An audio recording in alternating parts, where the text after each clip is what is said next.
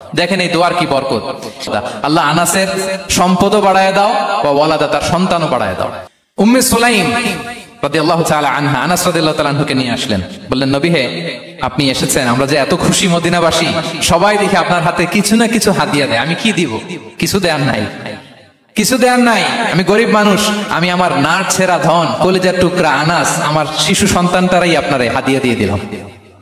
খোয়াই দিমুকে আনাস, নবী হে সে আপনার ছোট্ট খাদেম হবে, আপনার কাজ করে দিবে। উদু আল্লাহ আলাহ, আপনি তার জন্য একটা দোয়া করেন। বিষ্ণু দোয়া করলেন, কি দোয়া করলেন? আল্লাহুম্মা আকসির মালাহু ওয়া ওয়ালাদা, আল্লাহ আনাসের সম্পদও বাড়ায় দাও, ওয়া ওয়ালাদা তার সন্তানও বাড়ায় দাও। দেখেন এই দোয়ার কি বরকত।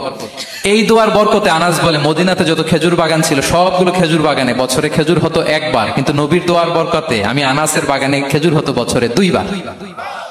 আর উনার সর্বসাকুল্যে ছেলে মেয়ে ছিল, কোন বর্ণনায় 78 জন, কোন বর্ণনায় 80 জন।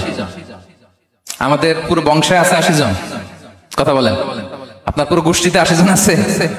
ওনার শুধু ছেলে মেয়ে, একজনের ছেলে মেয়ে কয়জন? 80 জন। বিশ্বনবীর দোয়া।